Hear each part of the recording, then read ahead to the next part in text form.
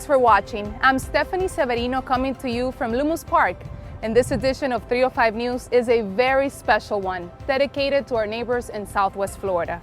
Although the Magic City was spared from the worst of Hurricane Ian's destructive path, our brothers and sisters a couple of hours away to the west were not. The moment the Hurricane Ian in its trajectory aimed to make landfall near Punta Gorda, just a few blocks away from where I'm standing today, Florida Task Force 2 immediately hit the road, following its path to assist as quickly as they could. Little did they know that they were following one of the most powerful storms ever recorded in the U.S. and Florida's deadliest cyclone since 1935.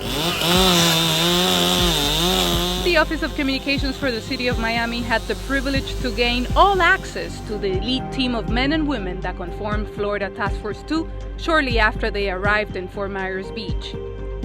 And what we witnessed amidst the unimaginable amounts of destruction will forever live in our memories.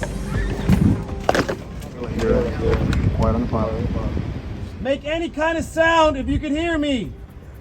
Tap on anything if you can hear me.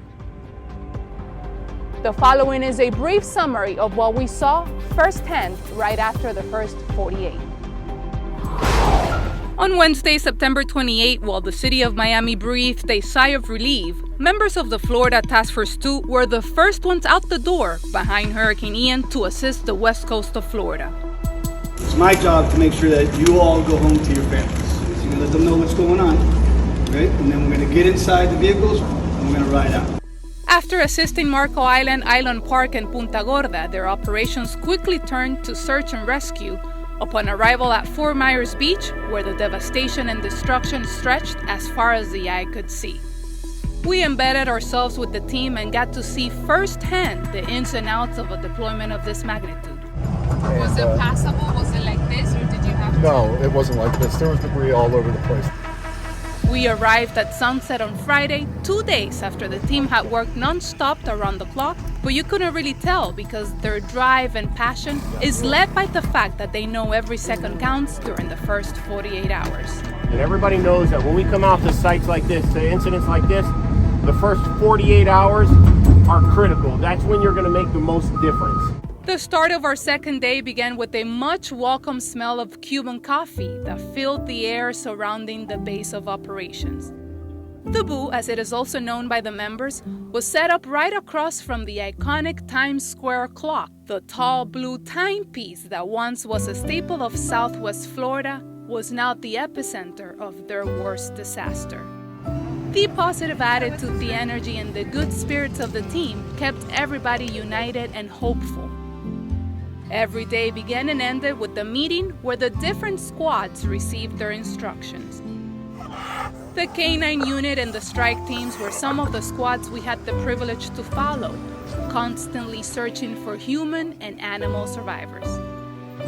Hurricane Ian incapacitated the Fort Myers Beach Fire Department almost completely, destroying their headquarters and stripping away their most basic needs, but the help came from all fronts. Rescue 3 and myself.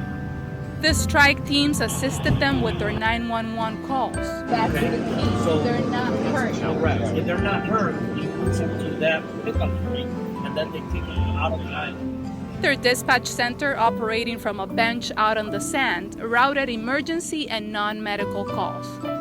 The ambulance will be taking patients that are non-ambulatory and so forth, like we said, to move to a pickup location or the hospital. The challenge in an area with little to no cellular reception, however, where no street signs existed anymore, was locating the addresses. Some apps that work, some that don't. Cell reception spotty, so just getting to the calls a lot of times is proved to be very difficult. Those with no difficulty finding victims are the K-9s, who play a crucial role in various stages of the deployment. These Labradors and all these dogs are high-energy dogs. They're not the lap potato that sits on the couch all day long and watches TV with you. But it's my job as a paramedic and having classes on how to tend to veterinary care, make sure that he gets out of the elements, Something that I will never forget. It's a privilege. It really is. Yes. I mean, you're going to things that are written in history books. Yeah. We hope to capture some of the behind the scenes of what this group of men and women experience when they travel away from home to lend a helping hand.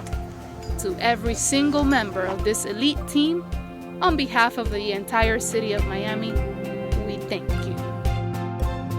After almost 2 consecutive weeks of being deployed in Southwest Florida, the team returned home on Tuesday, October 11th. The men and women of Florida Task Force 2, they did an amazing job, as they always do. They worked really hard. To be able to come home and reunite them with their loved ones is something that's very special. We keep the people of Fort Myers Beach in our hearts and our prayers and our thoughts, but it is always good to come home. The road to recovery is a long one ahead, but please don't forget you can still help our neighbors affected by Hurricane Ian by visiting redcross.org, calling 1-800-RED-CROSS, or texting the word Ian to 90999 to make a donation.